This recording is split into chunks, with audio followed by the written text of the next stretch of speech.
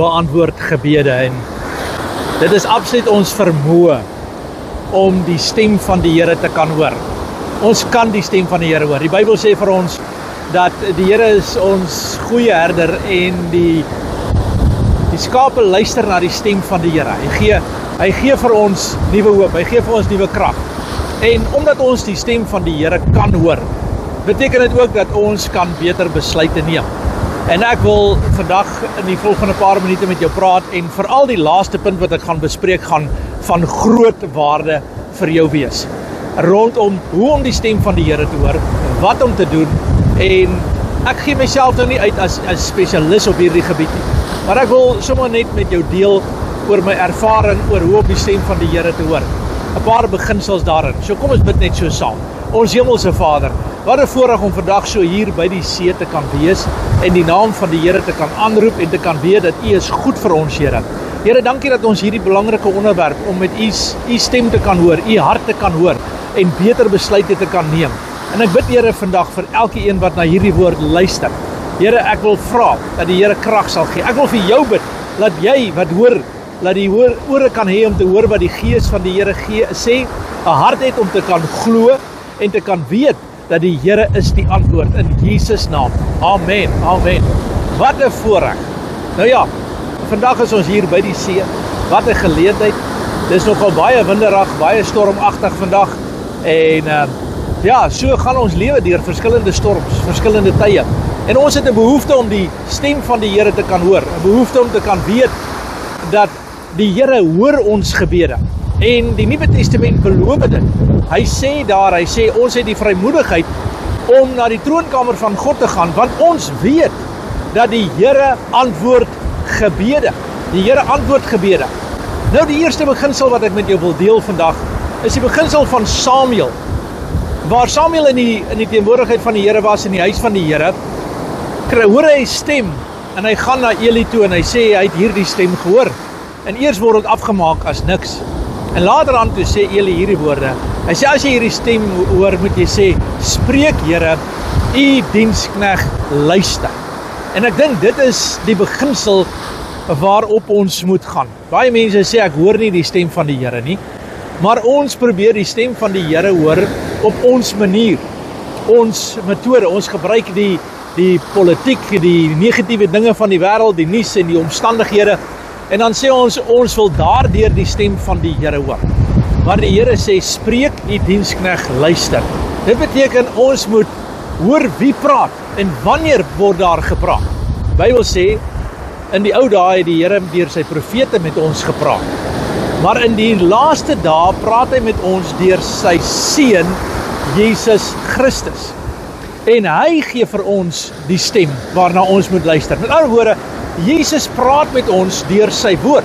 Die Bybel sê die hele skrif is deur God ingegee en is nuttig tot lering, tot regwysing, tot onderwysing, sodat ons vir elke goeie werk volkome toegerus kan wees. En dit is die woord van die Here. Elke gedeelte, sodat ons vir elke goeie werk toegerus kan wees. So die stem van die Here kom deur die Bybel. En wanneer ons na die woord van die Here luister, byvoorbeeld wanneer jy die dagstukkies hoor, en jy sien hierdie dagstukkies, en dan besef jy dat hierdie dagstukkies praat met jou deur die woord van die Here. Dit gee vir jou die vermoë om God se stem te kan hoor, want die Bybel sê daar staan geskrywe. En wanneer daar geskrywe is, elke woord, ek wil nou vir jou sê, nie gedeeltes van die Bybel nie hier en daar praat die Here nie net die rooi letter woorde wat Jesus gesê het is die woord van die Here nie. Die hele skrif van Genesis tot Openbaring, elke gedeelte is deur die Heilige Gees geïnspireer om ons te lei in die omstandighede. Want die woord is lewend.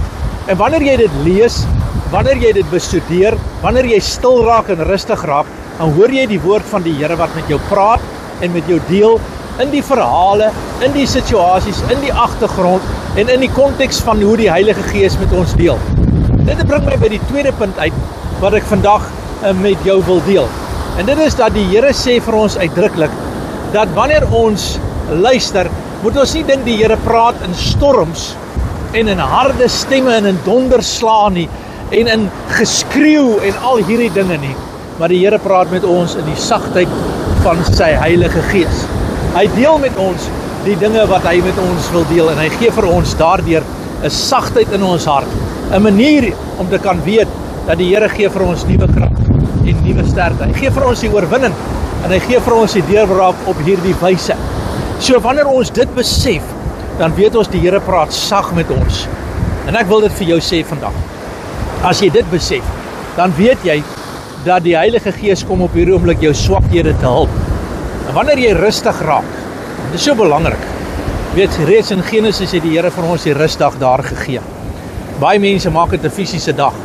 Maar Hebreërs sê die rustdag is die saligheid van Jesus Christus.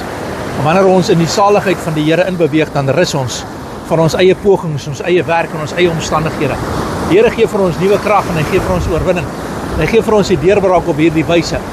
So dit is vir my so belangrik om vandag met jou te praat om in die rus van die Here in te gaan. Raak stil, raak kalm, want die Here praat in die stilte en in die rus van die omstandighede. Hy gee vir jou nuwe krag en hy gee vir jou nuwe sterkte op daardie wyse. So raak rustig. Laat die Here die storm stil maak in jou lewe. Laat hy jou help en laat hy vir jou krag gee en laat hy vir jou die omstandighede deurdra en laat hy vir jou help sodat jy vandag die oorwinning kan behaal. God gee dit vandag vir jou en hy help jou in daardie omstandighede. So mag jy sy rus en sy vrede ervaar, mag jy sy oorwinning ervaar, mag jy weet dat die Here dit doen. So rustigheid is so belangrik. Die Bybel sê die Here lei jou na waters waar rus is. Die Here bring jou in rustige omstandighede. En ons kan nie luister as ons, kan ek maar sê, ons koppe raas. Ek en jy kan dit nie doen nie. Want as ons dit doen, dan ervaar ons dat ons luister na al die verkeerde stemme, al die verkeerde dinge wat met ons gebeur. Maar die Here sê, hy wil my en jou help, sodat ons die oorwinning kan behaal op die regte manier.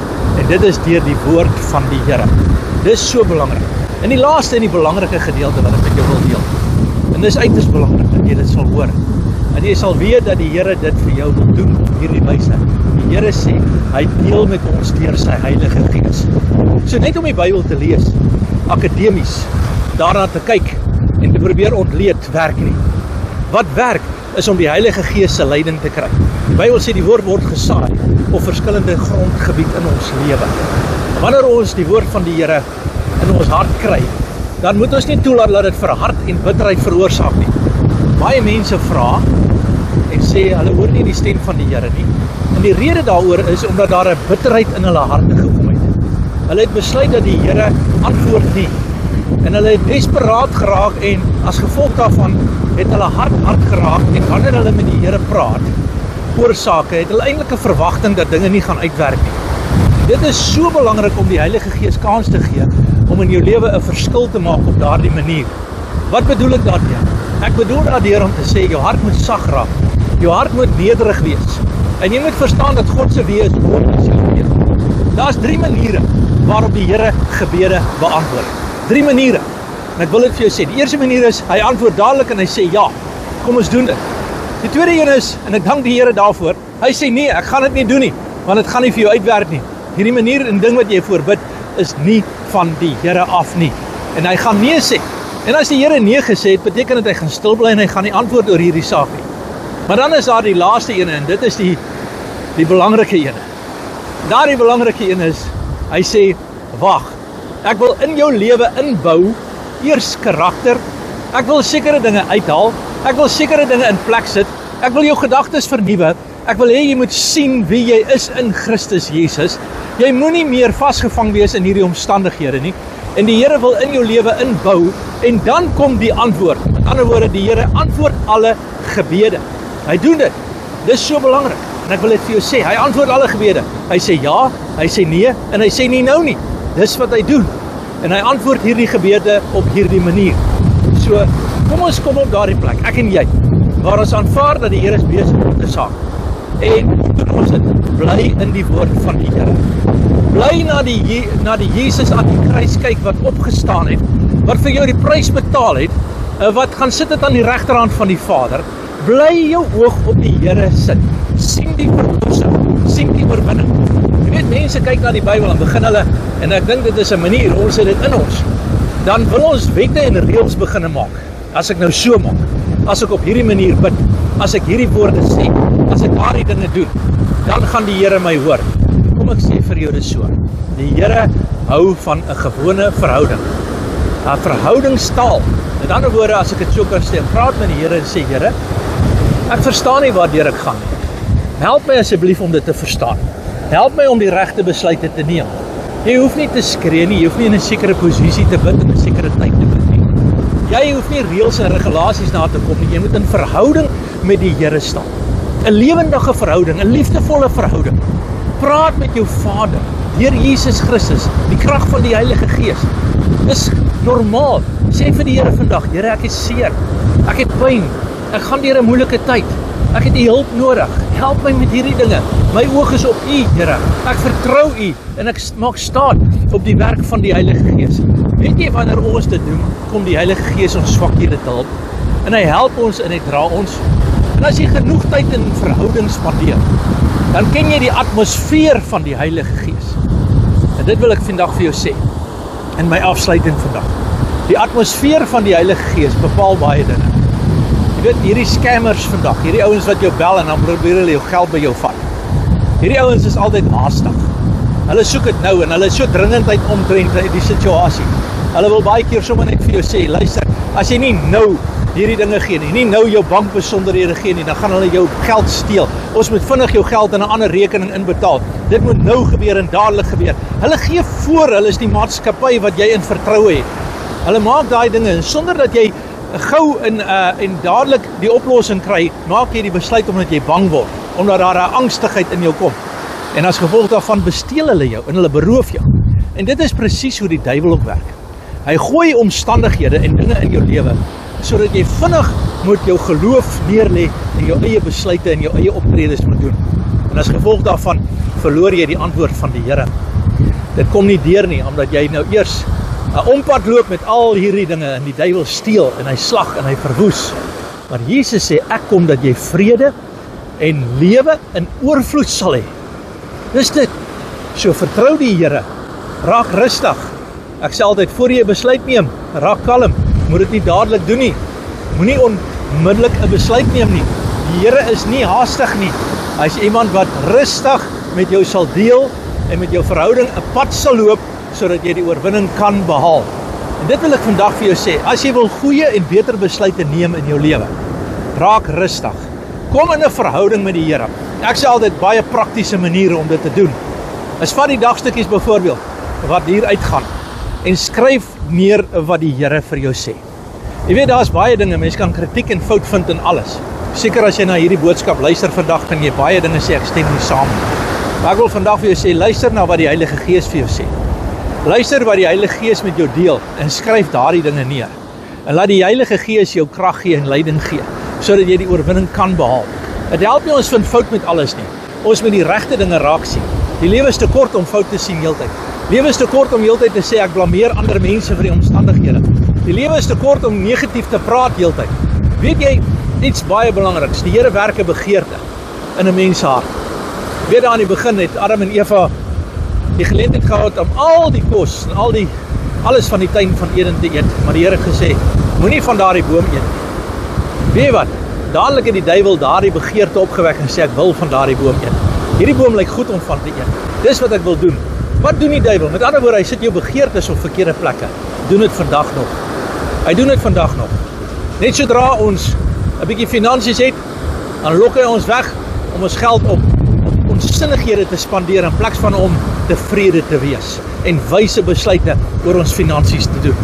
As ons 'n goeie werk kry, dan vergeet ons van die Here en dan gaan speel ons met die dinge van die wêreld en ons kry die dinge in die grootsheid van die wêreld en die plesier van die wêreld, lok ons weg en maak dat ons verkeerde besluite neem. Met ander woorde, die duiwel doen dit nog steeds vandag. Hy laat ons begeerte op die verkeerde plek kom in plaas van op die Here. Die Heilige Gees sê, ek sit 'n begeerte in jou om my te ken, om Jesus te ken. En dit is God se pad vandag vir jou. Mag jy vandag die begeerte kry om die Here te dien. Net omdat jy na hierdie boodskap luister, so lank al na hierdie boodskap geluister het nou, beteken dit dat jy het 'n begeerte om die Here te volg. En die Here gaan jou beloon, want jy is kosbaar en waardevol vir die Here. Jy is so spesiaal vir die Here. Mag ek vir jou bid vandag?